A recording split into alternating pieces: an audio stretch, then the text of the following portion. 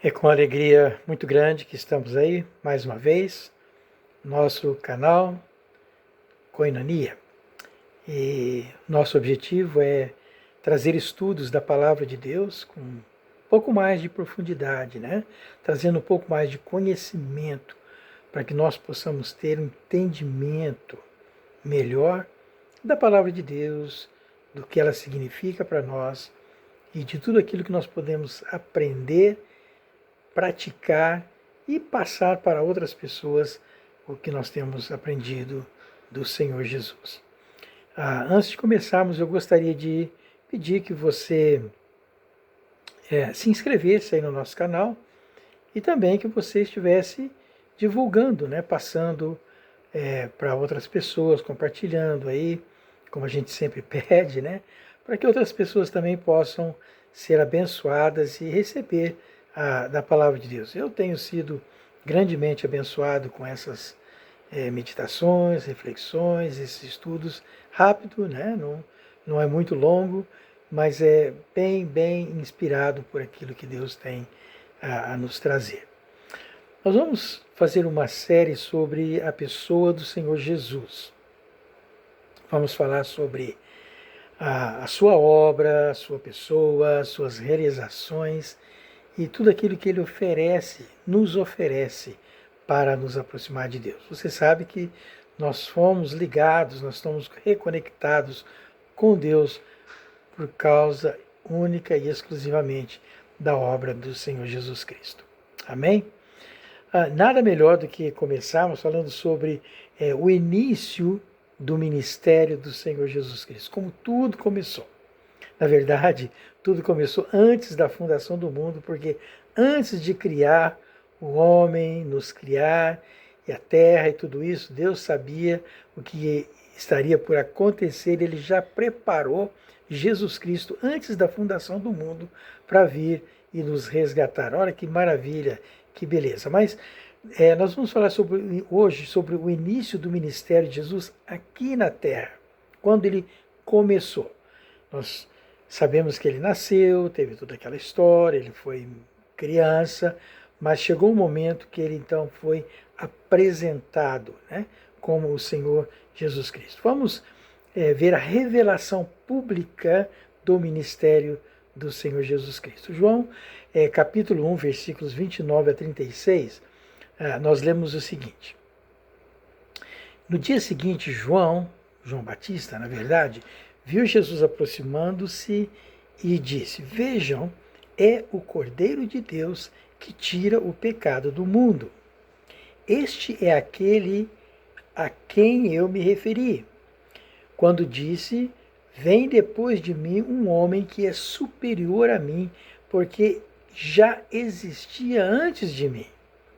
Eu mesmo não o conhecia, mas por isso é que vim batizando com água, para que ele viesse a ser revelado a Israel. Então, João deu o seguinte testemunho: Eu vi o Espírito descer dos céus como pomba e permanecer sobre ele. Eu não o teria conhecido, se aquele que me enviou para batizar com água não me tivesse dito: aquele sobre quem você vir o Espírito descer e permanecer, esse é o que batiza com o Espírito Santo. Eu vi e testifico que este é o Filho de Deus. No dia seguinte, João estava ali novamente com 2 de seus discípulos. Quando viu Jesus passando, disse: Vejam, é o Cordeiro de Deus. Ouvindo-o dizer isso, os 2 discípulos, seguiram Jesus. A apresentação de João Batista tem o batismo e todas as implicações do batismo, mas aqui João Batista ele está apresentando. E ele apresenta Jesus, olha que interessante, como o Cordeiro de Deus. Ele disse, como acabamos de ler: Vejam, é o Cordeiro de Deus que tira o pecado do mundo. Interessante que na cultura judaica, o cordeiro era um emblema de mansidão, de paciência, de amabilidade, né? Um cordeiro, uma ovelha era matado, morto, né? Sem fazer um barulho, não chorava, não fazia barulho nenhum pela sua mansidão. Então, o cordeiro tinha esse emblema, esse sentimento na cultura judaica. No Velho Testamento, o cordeiro pascal, o cordeiro da Páscoa, né, era morto e comido, obviamente, na Páscoa, para comemorar a libertação do povo judeu do Egito. Também, um cordeiro era oferecido no tabernáculo e depois no templo, todas as manhãs e todas as noites, como parte da adoração diária. Interessante que o profeta Isaías anuncia a Jesus como um cordeiro. Nós lemos em Isaías capítulo 53, versículo 7, o seguinte: Ele foi oprimido e afligido, e contudo não abriu a sua boca. Como um cordeiro foi levado para o matadouro, e como uma ovelha que diante dos seus tosqueadores fica calada, ele não abriu a sua boca. Por isso que Jesus é comparado, né? Ele era o Cordeiro de Deus. Repetindo aqui, que na cultura, não só na cultura judaica, mas em qualquer localização no mundo, um cordeiro, uma ovelha, é o único animal que, para ser sacrificado, ou ao ser crucificado, não chora, não faz barulho nenhum, quietinho, calado, com mansidão. E assim foi Jesus, né? João, então, apresenta o Salvador, o Cordeiro da nova aliança, que tira o pecado do mundo. No Velho Testamento, nós vamos ver nos estudos seguintes, no Velho Testamento havia uma aliança na qual era necessário o sacrifício de um cordeiro para fazer remissão dos pecados, né? Os pecados não eram tirados totalmente, mas eles eram remidos por um período de tempo até que Jesus viesse. Mas agora Jesus veio e ele é uma nova aliança. A velha aliança já passou, do Velho Testamento. Agora é um Novo Testamento, uma nova aliança. Jesus, então, é o cordeiro dessa nova aliança. E essa apresentação, esse evento, esse fato, marca oficialmente o início do ministério do Messias, como na unção de um rei, como se fosse um rei sendo ungido. Então Jesus é batizado e o Espírito Santo é enviado, né? E nós lemos então, João dizendo, né? Vi o Espírito descer dos céus como pomba e permanecer sobre ele. Interessante notar que o Espírito Santo desce sobre Jesus, permanece, então ele desce e permanece, e aí a obra de Deus, a obra do Senhor Jesus Cristo é iniciada, com a descida e a permanência do Espírito Santo de Deus sobre Jesus. E João Batista anuncia que Jesus nos batizará com o Espírito Santo, como se fosse uma profecia, né? Dizendo, ele estava anunciando que Jesus nos batiza com o Espírito Santo. Nós também temos esse privilégio de sermos batizados com o Espírito Santo de Deus. Então, João Batista disse a seguir: esse é o que batiza com o Espírito Santo, como falamos, Jesus, né? O batismo de João, feito apenas com água, é imperfeito. Mas o de Jesus, feito com fogo, com o Espírito Santo, é perfeito. Ambos batismos, né, os dois aqui, representam a purificação interior, que é pela graça de Deus.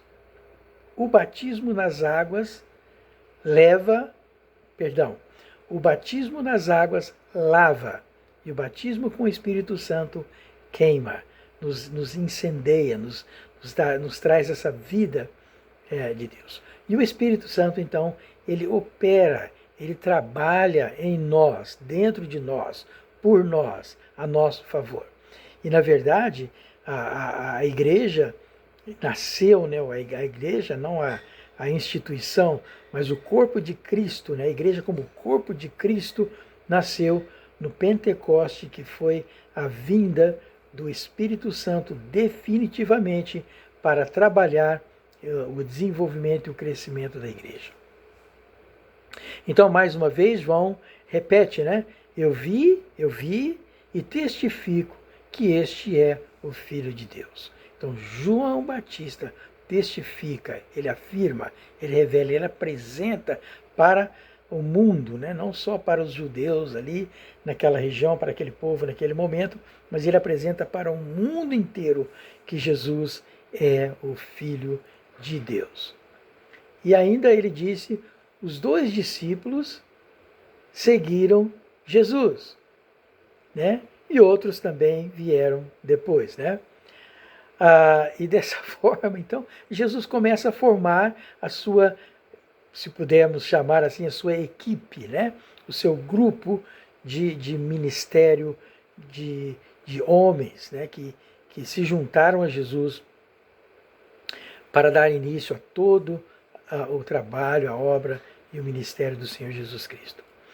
Então, e quem são esses homens? E qual é o principal objetivo de Jesus Cristo fazer, criar essa equipe? Para fazer pescadores de gente. Algumas versões dizem pescadores de alma, né? Mas são ganhadores de alma. Mateus capítulo 4, versículos 18 a 22, nós lemos: Enquanto estava à beira do mar da Galileia, Jesus viu 2 irmãos, Simão, também chamado Pedro, e André. Jogavam as redes ao mar, pois viviam da pesca.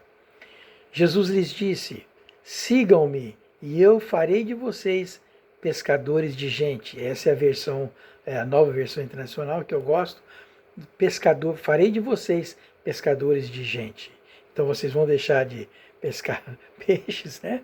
Talvez eles tenham continuado na sua profissão de pescador, mas vocês vão ser pescadores de gente. No mesmo instante, deixaram as redes e os seguiram. Pouco adiante, Jesus viu outros 2 irmãos, Tiago e João, consertando redes num barco com o pai, Zebedeu. Jesus os chamou. E eles também o seguiram de imediato, deixando para trás o barco e o pai. Eles não hesitaram, eles não pensaram 2 vezes. Jesus os chamou, deixaram tudo de imediato e seguiram a Jesus.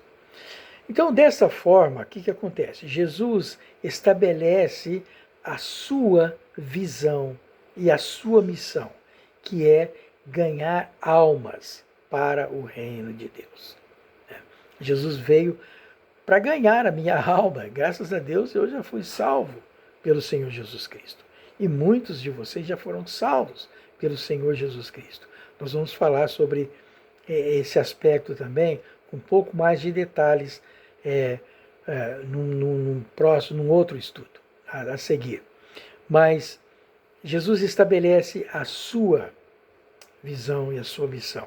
De novo, ganhar almas para o reino de Deus. E vamos falar sobre o reino de Deus também. Tem muita coisa boa vindo aí a caminho. Então, primeiro lugar, essa é a aplicação desse nosso tempinho aqui na palavra de Deus hoje. Em primeiro lugar, nós somos chamados para sermos salvos. Jesus, ele quer nos salvar, ele quer nos livrar do pecado. Salvar é resgatar. Nós herdamos uma natureza pecaminosa e nós cometemos pecados e o pecado nos afasta de Deus. Então Jesus, em primeiro lugar, ele nos chama para sermos salvos. Ele está chamando você que ainda não foi salvo, ele está chamando você. E em segundo lugar, nós somos chamados para conduzir outros a serem salvos. Então não é somente sermos salvos e ficarmos aí, né, curtindo, né, essa vida de salvo, a esperança da vida eterna com Deus. Mas também é um grande chamado, um grande dever para sermos ganhadores de almas. Veja bem como Jesus começou o seu ministério. João o apresenta o Filho de Deus, o Cordeiro de Deus que tira o pecado do mundo. E aí ele começa então a chamar esses discípulos que o seguiram. Depois que o Espírito Santo de Deus desceu e pairou e permaneceu sobre Jesus. E da mesma forma como outros grandes homens de Deus, discípulos e outras grandes pessoas e mesmo hoje, da mesma forma. A igreja de Atos, a igreja do Pentecoste, a igreja com a descida do Espírito Santo, que começou o corpo de Cristo, de novo, não a instituição, mas ela foi amplamente conhecida pelo símbolo do peixe. E até hoje é assim. Então nós devemos cumprir essa grande comissão. Por que a igreja tem esse simbolismo do peixe? Porque Jesus falou, olha, vocês vão ser pescadores de almas. Você é um pescador de alma. Eu sou um pescador de almas. Mateus capítulo 28, versículos 19 e 20, nós lemos, portanto, vão e façam discípulos de todas as nações, batizando-os em nome do Pai e do Filho e do Espírito Santo, ensinando-os a guardar a tudo que lhes ordenei. E eu estarei sempre com vocês até o fim dos tempos.